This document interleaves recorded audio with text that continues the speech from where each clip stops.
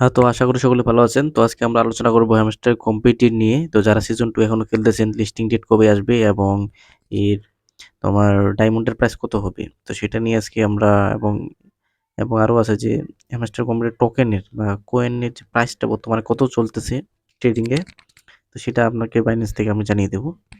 তো চলেন দেখি বর্তমানে যে তারা কিন্তু কোনো নিউজ দেয় নাই, ঠিক আছে? তারা কোনো অ্যানাউন্সমেন্ট দেয় নাই অফিসিয়ালি যে কবে তারা লিস্টিং ডেট দেবে। তবে আমরা ধরে রাখতে পারি যে ২৬ তারিখ, মার্চের ২৬ তারিখে আমরা একটা ডেট আশা করতে পারি। তো এটা আশা করা বেশি কিন্তু আমাদের কিছু নাই। ঠিক আছে?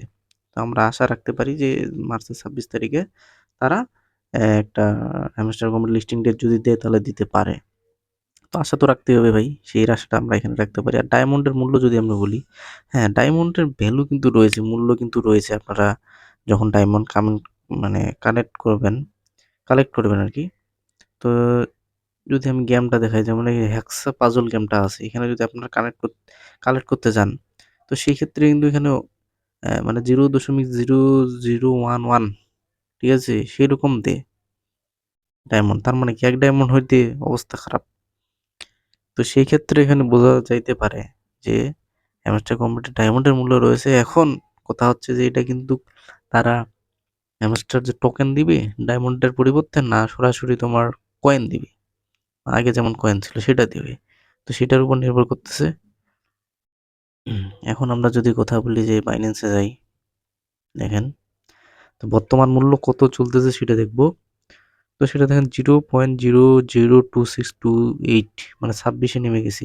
এটা ছিল 4.444342, সেখান থেকে নেমে গেছে 26-এ। তাহলে আপনারা মানতে পারেন যে -7.819% চলে গেছে। তো এটা 22 এ যেতে পারে। তো অনেকে বলতেছে, তো এখন কিন্তু আপনাদের যারা কেনার জন্য এখানে চাইতেছেন এখনই কিনতে পারেন এটা।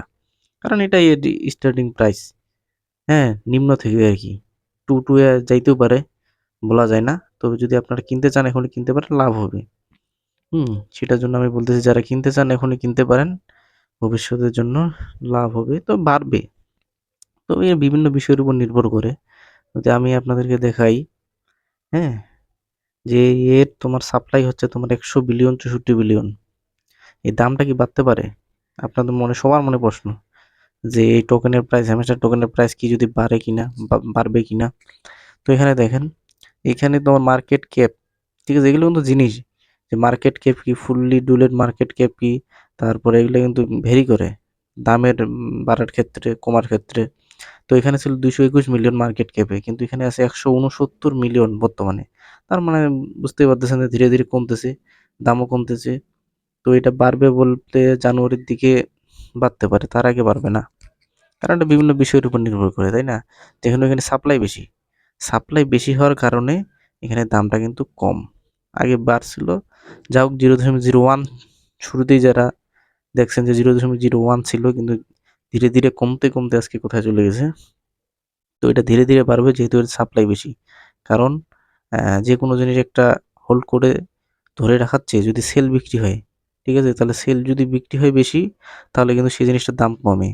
আর এখানে ট্রেডিং ডাটাতে যদি আমি দেখাই, এখানে বিক্রি হইতেছে বর্তমানে শুধু একখানে মাইনাস আছে, দেখেন এখানে যে লার্জ, মিডিয়াম, স্মল, টোটাল, ঠিক আছে? এখানে প্লাস আছে। বর্তমানে ৩টাতে প্লাস আছে, -75 শুধু একটাতে তোমার আছে তোমার, হ্যাঁ, মাইনাস আছে। তার কারণে বর্তমানে দামটা একটু মানে 22 এর নামে নাই এখনো। ২৬-২৫ এ আছে তার জন্যে। কিন্তু যখন আমি আরেকটা কয়েন আপনাদেরকে দেখাবো, ধরেন যে এই একটা কয়েন, ইজেন একটা কিন্তু কয়েন। তো এই কয়েনটা যদি আমরা দেখাই ভালোভাবে, আপনারা দেখতে পারবেন যে এখানে ১০৬তম, কিন্তু তার টোটাল সাপ্লাই দেখেন মাত্র 1.68 বিলিয়ন। টোটাল সাপ্লাই মাত্র 16 বিলিয়ন, আর এখানে কোথায় ১০০ বিলিয়ন, ঠিক আছে? যদি সার্কুলেশন সাপ্লাই এখানে ৬৪ বিলিয়ন, হ্যামস্টার এখানে দেখেন ২১০.81 মিলিয়ন, মাত্র মিলিয়ন এখানে। আর সেখানে কোথায় কি? তো এখানে সাপ্লাই যত কম দেখা যাচ্ছে যে তার দামটা কিন্তু বেশি।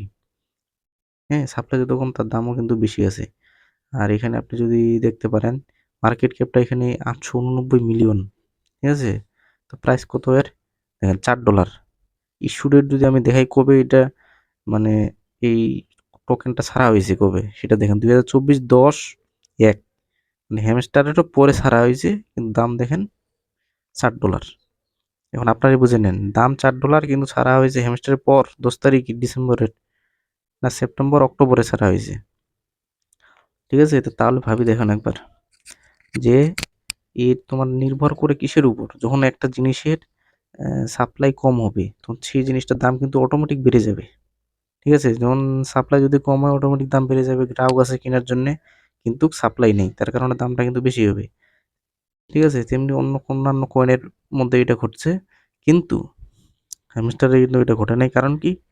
কারণ হচ্ছে তার যে সাপ্লাইটা বেশি হওয়ার কারণে তার দামটা কিন্তু কম, মানে ধরে রাখতে পারতেছে না। 164 বিলিয়ন কি ধরে রাখবে ভাই? 64 বিলিয়ন কয়েন কি ধরে রাখা যায়? সময় লাগবে, ধীরে ধীরে সময় লাগবে। সময় ছাড়া, এটার সময় অপেক্ষা করা ছাড়া কোনো উপায় নেই। ঠিক আছে না? দামটা যদি $1 আসতে চায় সময় লাগবে অনেক, 3-4 বছর, 2-1 বছর, 1 বছর তো লাগবেই, মাস্ট বি। তো এটা থেকে বোঝা গেল যে কয়েনের দাম কিসের উপর ভেরি করে, মার্কেট ক্যাপ আছে, তার সাপ্লাই আর মার্কেট ক্যাপের উপর কিন্তু ভেরি করবে প্রাইসটা। তো যত কম তার সাপ্লাই হবে, হ্যাঁ, তত মানুষ কিনবে। সাপ্লাই কম, ঠিক আছে, সেই দামটা কিন্তু অটোমেটিক বেড়ে যাবে। এটাই হচ্ছে আসল কথা।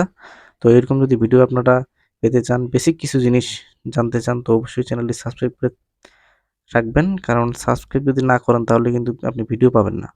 ঠিক আছে, ভিডিও কিন্তু পেতে হলে আপনাকে সাবস্ক্রাইব করতে হবে। সাবস্ক্রাইব করে রাখবেন যাতে করে এই সামান্য বেসিক কিছু জিনিস আপনি জানতে পারেন।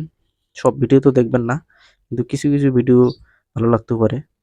ঠিক আছে না? প্রয়োজন হইতেও পারে। তো অবশ্যই চ্যানেলটি সাবস্ক্রাইব করে অবশ্যই পাশে থাকবেন।